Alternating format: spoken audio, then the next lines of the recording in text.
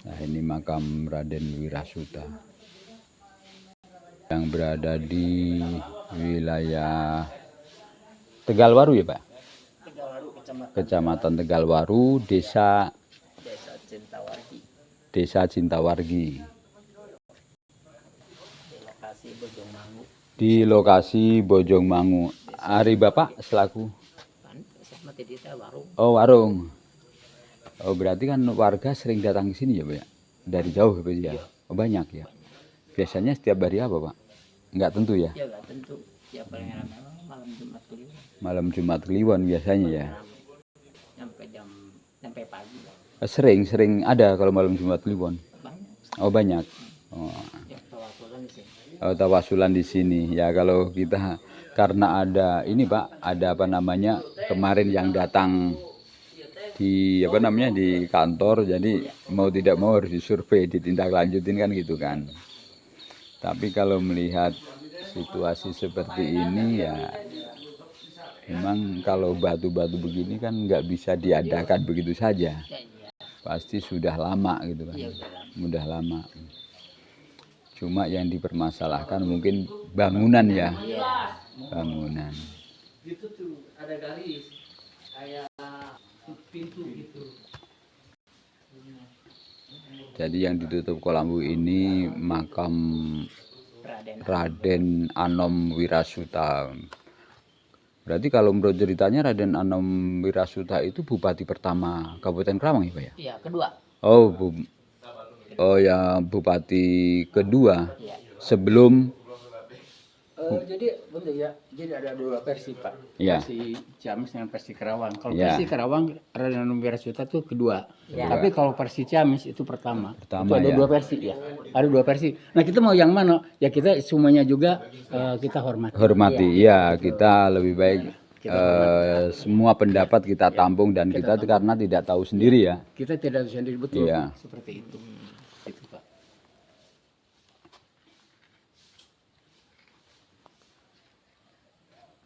Itu harus dicek dulu. Gimana? Ini kata ini Pak. Bupati kedua. Mengunjungnya gimana di sini? Berkah, barokah. Oh, lama apal. Bupati 1 2 nyampe ayeuna teh 5. Apo deui Pak. Kalau sabar aja mah. Ngapalkeun. Sekarang mah kan Iya, kenapa baru sekarang di ini ya? Iya, enggak tahu Pak. Digugat. Di ini. Kalau saya mah sejarahnya nyampe 90 Pak, tahun 90-an saya mah. 90-an. Dulu emang saya suka main di sini gitu, ngangon domba. Nah, kalau batu-batu berdiri emang udah ada. Ya, tahun 90-an ya. 90-an, kalau 80-an kan disahkannya 85-an katanya. Oh, berarti ini disahkan tahun 85. 1985 ya? Berarti udah lama juga ya. 85.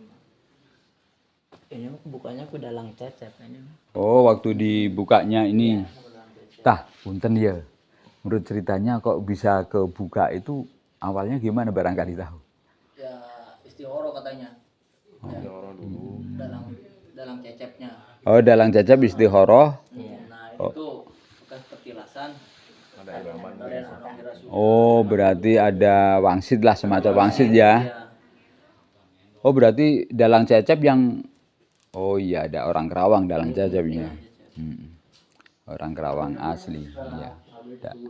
Waktu itu kan terkenal ya. Dan sekda pun Acep Muri ya, mengesahkan ini bahwa ini emang benar gitu. Benar. Ya, tiap sambutan, tiap apa kalau ke loji ya pasti menceritakan suka ini. Dibawa, Pak. Suka dibawa ya. Diceritakan. Ya paling begini, ini ya menurut saya loh ya. Kita kan nggak mau merugikan orang. Iya. Nah, artinya nanti dari dinas mungkin mengadakan penelitian sehingga penelitian itu mengarah kepada cagar budaya. Karena walaupun bagaimana kan sering ada kunjungan di sini ya, terutama malam tertentu lah. Jumat Kliwon ya, malam-malam tertentu terutama Jumat Kliwon yang sering ada tawasulan orang-orang berdatangan. Ya karena walaupun gimana Raden Wirasuta entah itu walaupun pertama atau kedua kan pernah menjabat sebagai Bupati Kabupaten Kerawang yaitu. Ya secara otomatis nanti mungkin barangkali dinas bisa menengahin lah Pak. Iya, meluruskan. Meluruskan, artinya meluruskan bukan berarti kita merugikan hak orang lain gitu kan. Kalau memang ini ternyata sebagai cagar budaya, saya yakin kita akan mengusulkan ke pemerintah daerah untuk pembelian aset ini supaya tidak istilahnya tidak kisruh lah Pak ya. Ya iya, masalahnya kalau kita kisruh dengan masyarakat itu kan yang paling sulit. Iya. Masalahnya kita itu sebagai pelayan masyarakat kisruh dengan masyarakat, kalau bisa jangan. Bersentuhan langsung dengan Iya. masyarakat desa. Ya, kebetulan ya kemarin saya kan mungkin nggak ada ya. Itu ada yang marah-marah Pak datang ke kantor gitu kan, di dinas gitu. Ya kita juga akhirnya saya minta tolong ke Pak Angkos untuk datang ke kantor. Kebetulan kalau Pak Angkos ini kan istilahnya koordinatornya ya. Jadi tahu biasanya saya bikin usulan itu kan ada rekomendasi, di samping itu ngecek aset ini milik siapa. Kalau milik desa ya berarti harus ada keterangan desa. Kalau umpamanya milik warga berarti saya biasanya minta tolong surat hibah kan gitu kan.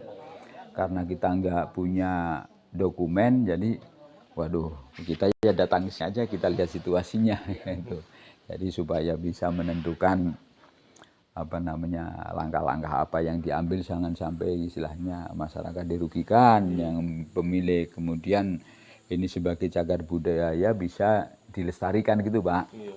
Makanya kita minta tolong Pak Odi, Pak yuk kita main, kebetulan Pak Odi kan dulu di pariwisata. Mudah-mudahan diberi kelancaran lah. Ya amin amin amin. Ya kita tujuannya kan itu, kita bukan nyari permusuhan. Dari jalan tengah. Ini jalan tengahnya, jalan yang terbaik seperti apa kan gitu kan Pak.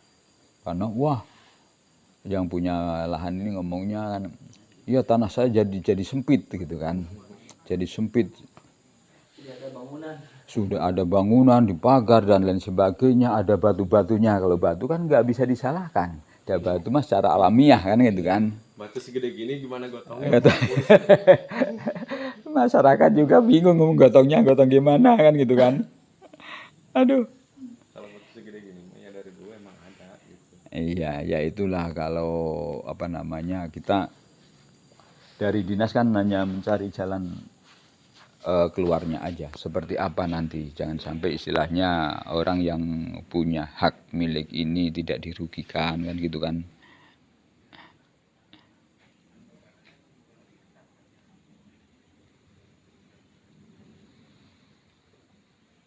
Udah lama juga ya Pak ya ini ya. Iya. Tapi kenapa baru sekarang ya? Tahun 85 diresmikan ya. Mungkin kalau nggak ada yang tahu, mungkin kalau nampol batu pasti diambil ini batunya. Oh iya. Batu sekarang kan laku. Yang mungkin yang punya tanah ini pasti dijual. Tahu dampaknya kayak gimana? Iya. Ya kita kan enggak ngerti orang awam pada ya namanya tempat-tempat keramat itu pasti biasanya kan ada dampak. Iya. Karena walaupun bagaimana di sini setiap hari dikunjungin orang, Iya. berdoa di sini. Sampai malam pagi lagi.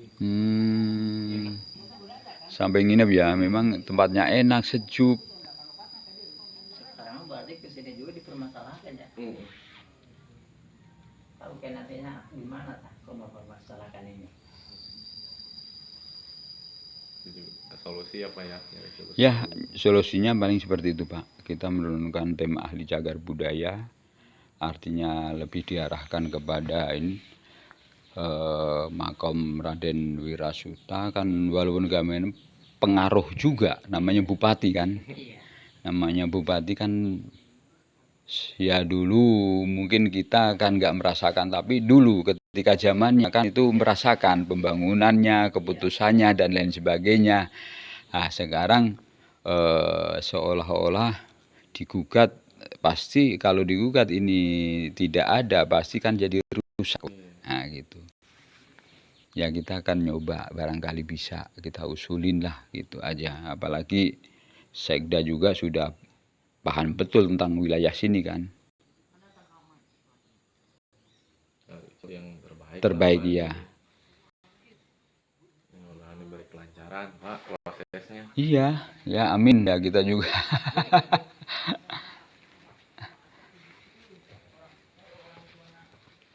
Udah lama juga sih ini Pak. Lama ya.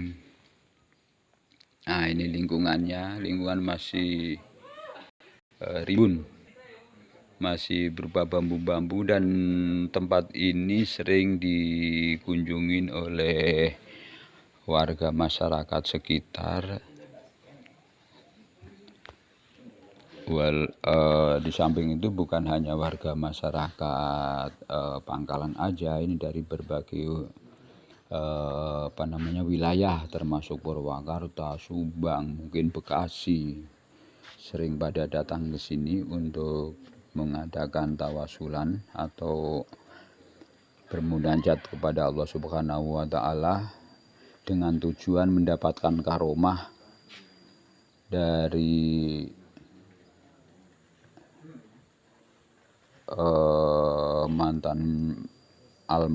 mantan Bupati Kerawang, yaitu Raden Anom Wirasuta. Dan kebetulan tempat ini diresmikan tahun 1985, yaitu dengan dihadirkannya wayang golek Dalang Cecep Supriyadi.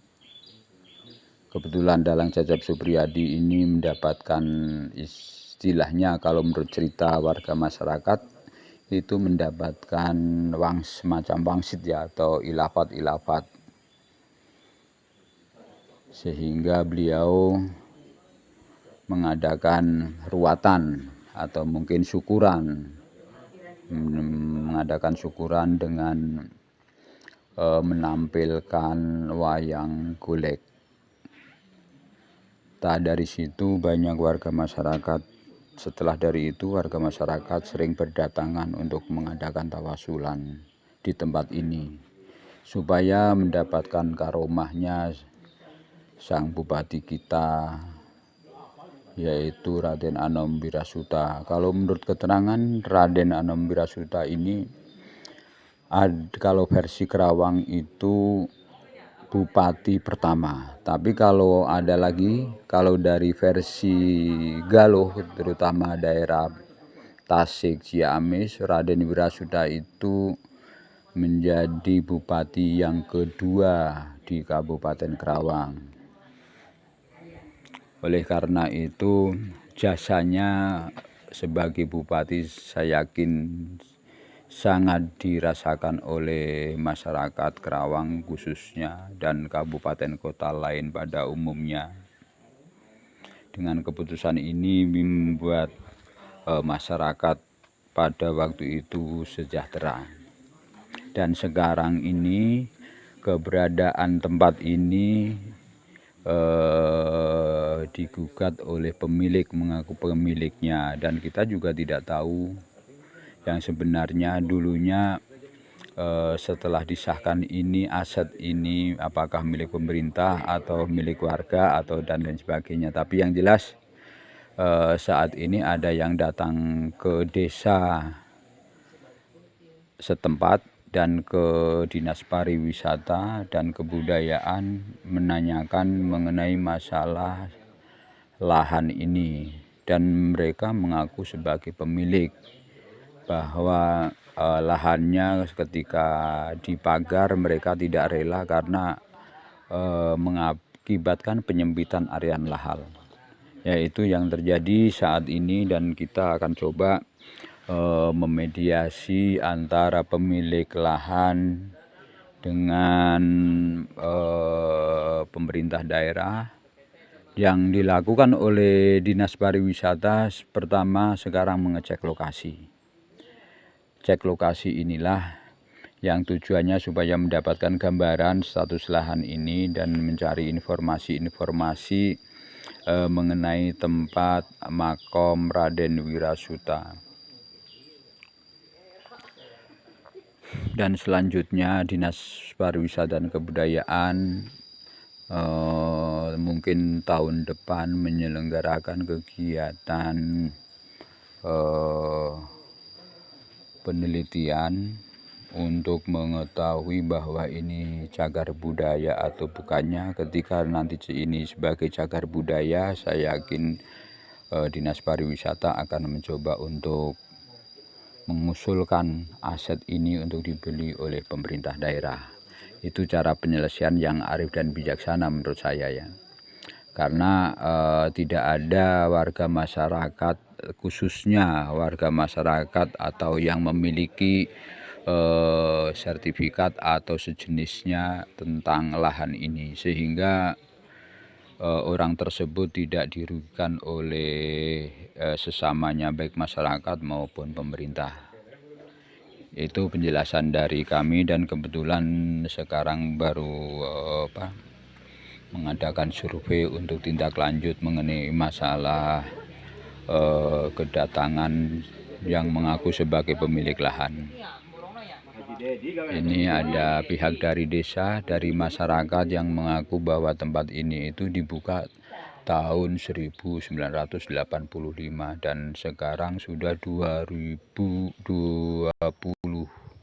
tahun 2024 baru masyarakat pemilik lahan ini mendatangi desa dan dinas pariwisata. Itu tadi gambaran sedikit tentang keberadaan lahan dan makam Raden Anom Wirasuta.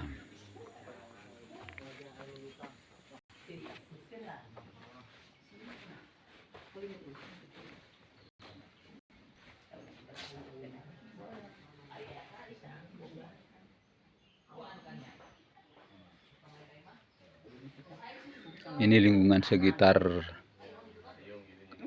makam Raden Anom Wirasuta, Bupati pertama untuk versi Kerawang, yaitu Bupati Kerawang pertama. Tapi kalau versi Ciamis atau Tasik itu Bupati pertama. Mana yang benar dan mana yang salah itu sama-sama tetap Raden Anom Wirasuta ini merupakan mantan Bupati Kabupaten Kerawang.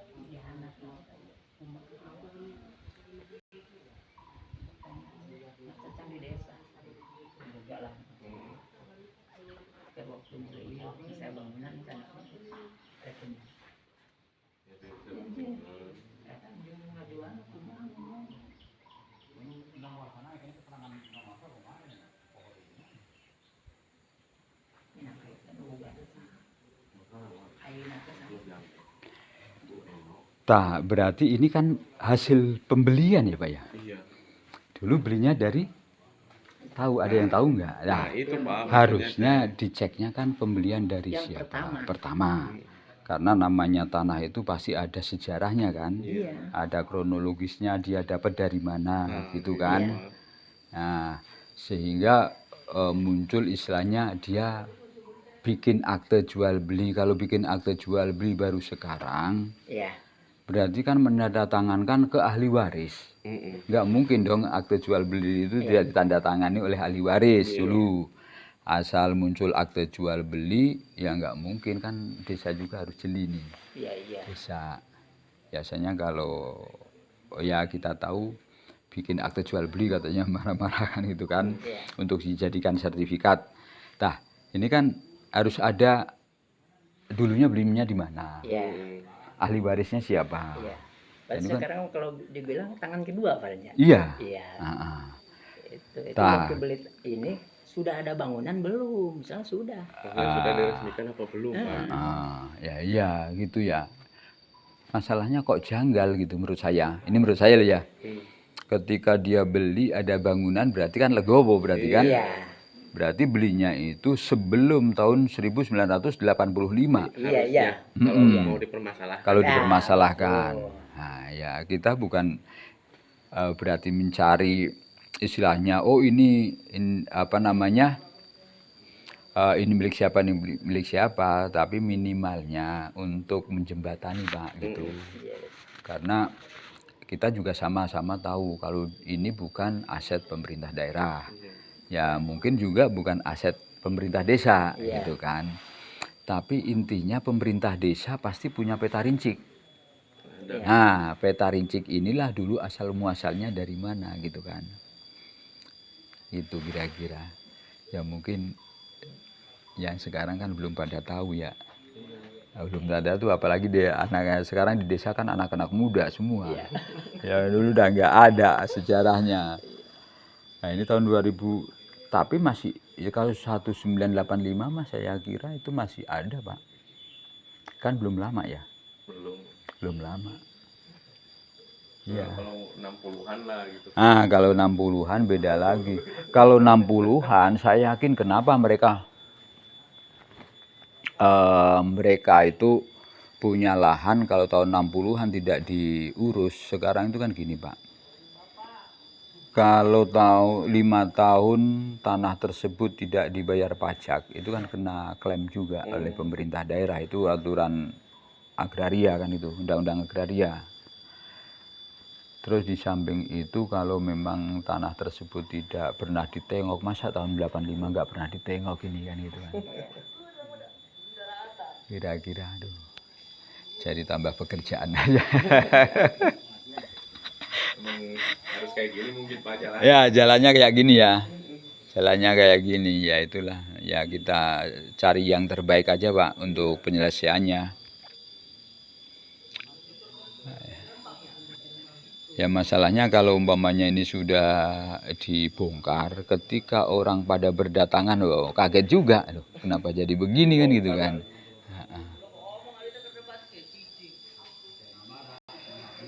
Padahal gini Pak, sebenarnya gini, kalau di Bali itu kan seolah-olah dibesar-besarkan situasi. Ya ini juga bisa istilahnya dengan adanya tawasulan di sini, banyak orang datang di sini meyakini bahwa ketika setelah setelah tawasulan di sini berziarah ke sini mendapatkan karomah, mereka dapat keberhasilan apa? Bisa saja. Nah, dan kebetulan di sini ada Cikahuripan istilahnya. Tapi ini air dari gunung istilahnya gitu kan. Nah, ini kan nyambung sebenarnya. Logika ini nyambung untuk istilahnya supaya masyarakat itu pada kepingin berdatangan di sini. Cuma Kan cari bukti mah sudah ada kan ya Pak ya. Maksudnya nggak mungkin masyarakat datang banyak lagi ke sini kan. Artinya kalau masalah bukti kan walaupun tidak secara nyata kita lihat, tetapi dengan kedatangan masyarakat sering datang ke sini, apalagi mungkin makin lama makin bertambah, secara otomatis itulah bukti nyata gitu loh. Bukti nyata keberhasilan mereka setelah menyelenggarakan kegiatan di sini, bukan berarti karena makam, tapi karomahnya makam ini bisa memberikan istilahnya keberhasilan orang yang berziarah ke sini. Kira-kira kan gitu kan. Karena datangnya ke sini bukan istilahnya membakar dupa, itu kan bukan, ya itu juga bisa kan, Kanjeng Nabi juga kan istilahnya ini, tapi kan tawasulan, bermunajat kepada Sang Ilahi kan gitu. Jadi tetap yang memberikan keberhasilan Sang Ilahi ada karomahnya dari sini, barangkali seperti itu.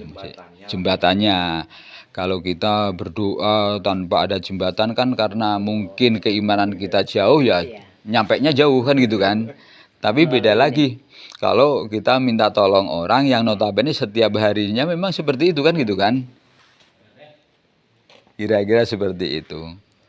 Ya mungkin itu kali Pak ya. Oke, sedikit lagi. Nah, jadi gini Pak Kos, punten ya. Jadi tempat ini kan didirikan tahun 1985. Ya. Satu.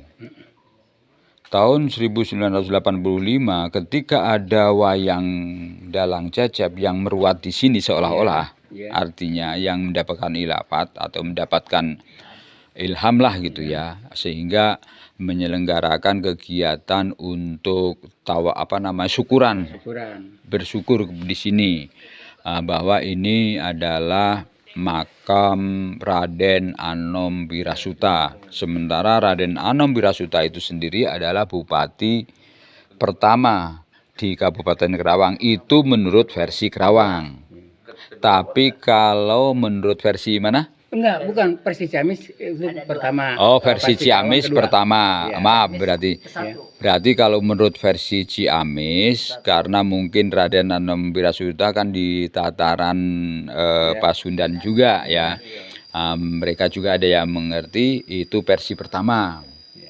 Tapi orang Kerawang sendiri menganggap bahwa ini bupati kedua. Tapi ada penjelasan lagi, Pak. Karena yang memimpin Kerawang pertama itu kan kalau tidak salah Pangeran Kertabumi keempat. Hasil dari, maaf nih ya, hasil dari ketika Pangeran Kertabumi ketiga itu menumpas gerombolan penjahat yang di wilayah selatan. Kalau tidak salah nih. Sehingga Sultan Mataram, Sultan Agung Mataram memberikan piagam penghargaan kepada Pangeran Kertabumi ketiga karena keberhasilan menumpas gerombolan. Sebelum dikasih penghargaan itu kalau tidak salah Pangeran Kertabumi ketiga itu meninggal, Pak. Makanya digantikanlah ke Pangeran Kertabumi keempat. Putranya ya, enggak tahu putranya atau mungkin siapa, kita enggak tahu ya. Diberikanlah piagam kandang sapi. Plat kuning kandang sapi.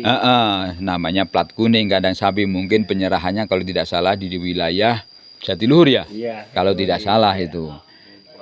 Purwakarta itu yang membawahi Kerawang, Subang, Purwakarta dan Bekasi, berarti kan luar biasa.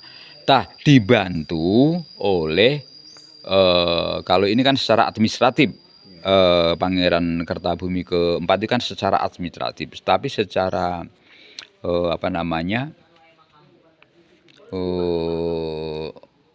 pasukan, apa itu namanya, pasukan, istilahnya kekuatan atau benteng itu dibantu oleh Pangeran Wirasaba. Bener? Nah, jadi ada dua waktu itu.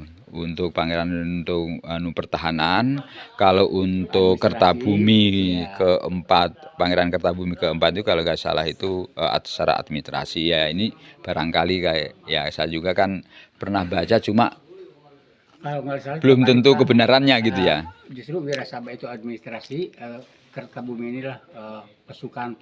Oh gitu, berarti kebalik berarti ya. Ya intinya seperti itu. Kalau menurut cerita itu, kalau ini Raden Anom Wirasuta ini bukan Kertabumi yang kita maksud, berarti memang benar kedua. Kan gitu mungkin, Pak ya. Kalau cerita tadi lo ya. Kira-kira seperti itu. Waktu itu berarti masih zaman penjajahan Belanda berarti, Pak ya. Oke. Terima kasih. Ya kira-kira seperti sekarang gini Bang Kos, kita mau nyari solusi. Kan kita juga tidak mau pertama kita nyari solusinya bagaimana. Kita harus mengecek dulu mengenai masalah pembelian ini tahun berapa. Terus keduanya mungkin sekarang kan katanya lagi diurus akte jual beli.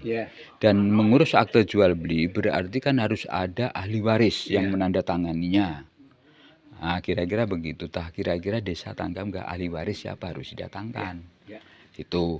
Setelah itu baru kita berbicara, kalau dari dinas sendiri itu kan membicarakan mengenai masalah kita akan menurunkan tim ahli cagar budaya untuk meneliti wilayah sini. Karena Raden Anom Wirasuta ini mantan bupati Kabupaten Kerawang, secara otomatis kan berpengaruh dan berpengaruh terhadap masyarakat. Wajar kalau dijadikan sebagai budaya. cagar budaya kan, bener kan, karena pengaruhnya waktu itu namanya bupati tidak mungkin nggak pengaruh kan, walaupun satu periode Pak gitu kan. Apalagi waktu zaman kolonial Belanda kan gitu kan. Nah, disinilah nanti kalau memang itu seperti itu secara otomatis Dinas Pariwisata dan Kebudayaan harus mengusulkan kepada pemerintah daerah untuk ini dijadikan aset pemerintah daerah, termasuk aset cagar budaya. Kira-kira seperti itu Pak. Gimana pendapat Bapak? Barangkali di sini nanti tinggal TAC itulah, tim ahli cagar budaya yang untuk menilai ini gitu. Dilaksanakan ya mungkin dari pemerintah daerah juga nanti tergantung kepada tim ahli cagar budaya. Oh ya ya, tentang rekomendasi tim ahli cagar budaya ya. Oke. Ya mungkin dari situ itu aja. Terima kasih. Wassalamualaikum warahmatullahi wabarakatuh. Waalaikumsalam.